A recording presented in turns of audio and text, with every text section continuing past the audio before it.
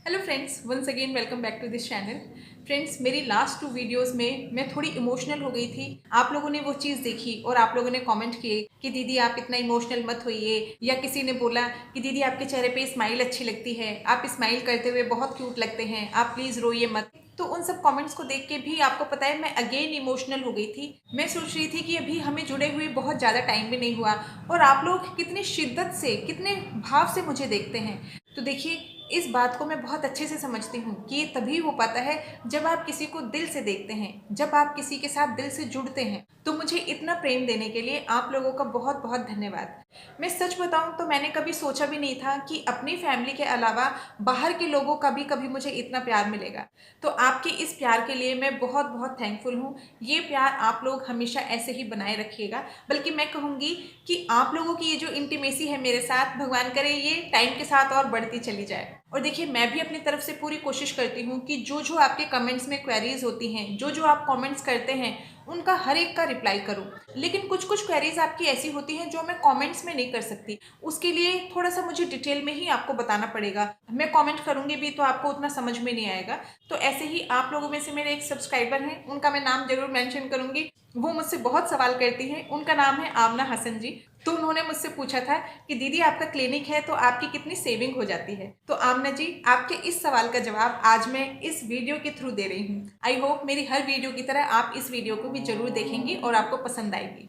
तो आज मैं बताती हूँ आपको अपनी सेविंग्स के बारे में। सेविंग्स के बारे में बताने से पहले थोड़ा सा मैं आपको अपनी फैमिली के बारे में बताती हूँ, तब आपको चीज़ें और अच्छे से समझ में आएंगी।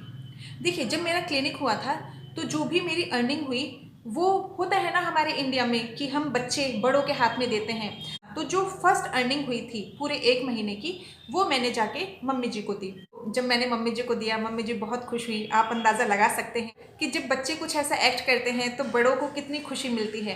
तो मम्मी जी बहुत खुश हुई। उन्होंने वो पैसे लेके अपने माथे से लगाए और बहुत आशीर्वाद दिए। और आशीर्वाद देने के बाद पैसे फिर दोबारा मुझे ही दे दिए। तो मैंने कहा कि नहीं मम्मी जी, ये आप रखिए। तो उन्होंने कहा कि नहीं नहीं, ये तुम्हारी मेहनत के पैसे हैं, ये तुम रखो।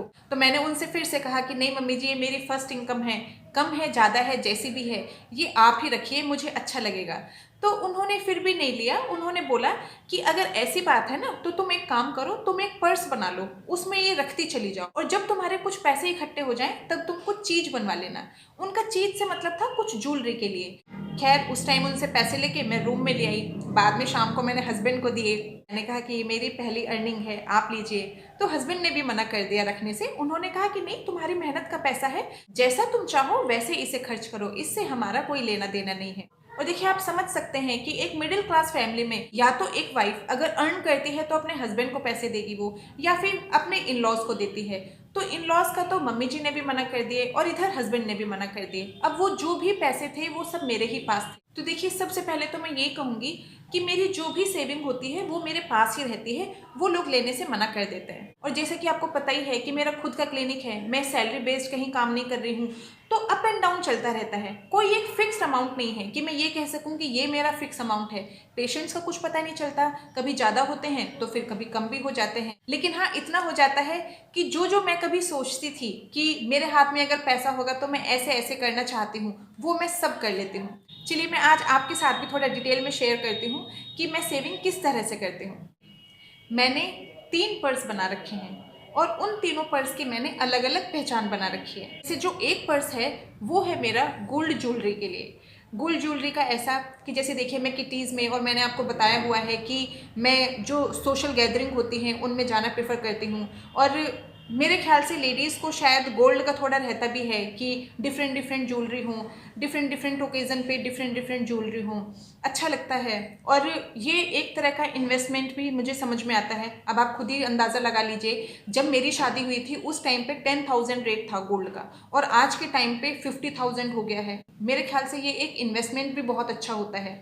तो इन्वेस्टमेंट का पॉइंट ऑफ व्यू कह लीजिए, चाहे अपने शौक पूरे करने का पॉइंट ऑफ व्यू कह लीजिए, और चाहे अब जैसा भी आप लगाएं, तो मेरे ख्याल से ये एक ऐसा इन्वेस्टमेंट रहता है जिससे हम अपने शौक भी पूरे कर लेते हैं और हमारा जो पैसा है वो तो हमारा एज इट इज़ रहता ही है। तो एक पर्स तो मैंने देखिए ऐसा बना रखा है। तो हर महीने में उस पर्स में 2-2 हज़ार रुपये डालती हूँ। हालांकि जैसे अब 50,000 रुपये रेट हो गया है, 1 तोले सोने का 50,000 रेट। तो दो हज़ार से पता नहीं मैं अब कब खरीद पाऊंगी। अभी तक तो चल जाता था, लेकिन अब इतने महंगे गोल्ड को देख के या तो मुझे अपना अमाउंट बढ़ाना पड़ेगा, या फिर जिस छोटी सी ज्वेलरी को लेने के लिए मुझे 2 साल तक वेट करना पड़ता था, अब वो टाइम डबल से भी बल्कि ट्रिपल हो जाएगा, अब ऐसा लग रहा है। तो देखते हैं कि इसके लिए अब क्या करना है। और सेकंड, मैंने एक पर्स बना रखा है जिसमें मैं बेटे के नाम से पैसे डालती हूँ हर महीने। जैसे देखिए, लास्ट ईयर उसे साइकिल दिलाई थी, तो जो उसका वाला पर्स है उसमें से अमाउंट लेके दे दिया। अब की बार बच्चों की ऑनलाइन क्लासेस हो रही हैं, तो लैपटॉप खरीदा, वो भी उसी पर्स में से निकाल के दे दिया। एक्चुअली मुझे ऐसा लगता है कि जब हम बैंक से निकालते हैं तो वो अमाउंट हमें फील होता है, लेकिन जब हम पहले से ही सोच के रखते हैं कि भाई ये तो हमने बच्चे के नाम कर ही दिया है, इतना तो हमें खर्च करना ही है, अब चाहे हम एक दिन में कर दें और चाहे 10 साल में करें धीरे धीरे, तो आप मेंटली प्रिपेयर रहते हो या आपको बहुत ज़्यादा फील नहीं होता। तो मैं यही सोच के हर महीने उसके नाम के भी कुछ पैसे उस पर्स में डाल देती हूँ। तो देखिए, पैसा तो घर से ही जाता है, लेकिन बहुत फील नहीं होता, क्योंकि हमें पता है कि अमाउंट एक साथ निकाला तो वो ज़्यादा लग रहा है, वरना थोड़े थोड़े करके इतना अमाउंट हुआ है, तो बहुत फील नहीं होता। और सबसे लास्ट में अब मैं बताती हूँ आपको थर्ड पर्स के बारे में। देखिए, भगवान ने इंसान को कुछ ऐसा बनाया है कि जब हम दूसरे को कष्ट में देखते हैं तो हमें बड़ा दुख होता है। हमें लगता है कि हम इनके लिए पता नहीं क्या कर दें। अब मान लीजिए किसी गरीब की बेटी की शादी हो रही है, हमें भी पता है कि वो अकेला नहीं कर पाएगा, हमें उसकी हेल्प करनी चाहिए। तो सपोज हम उसकी शादी में 10,000 रुपये की हेल्प करना चाहते हैं, तो अगर हम यही 10,000 रुपये बैंक से निकाल के देंगे तो वो थोड़ा फील होता है कि यार हमने अपनी सेविंग में से किसी को दिया। तो मेरे ख्याल से सोचते तो हम 10,000 से हैं, लेकिन जब तक देना होता है, जब तक ये थॉट एक्शन में आता है, तो वो अमाउंट कहीं ना कहीं धीरे धीरे कम हो जाता है, क्योंकि हमें कहीं ना कहीं ये लगता है कि भाई ये हमारी सेविंग है, हम इसमें से इतना क्यों दें। भाई देखिए, मेरे साथ तो ये होता है।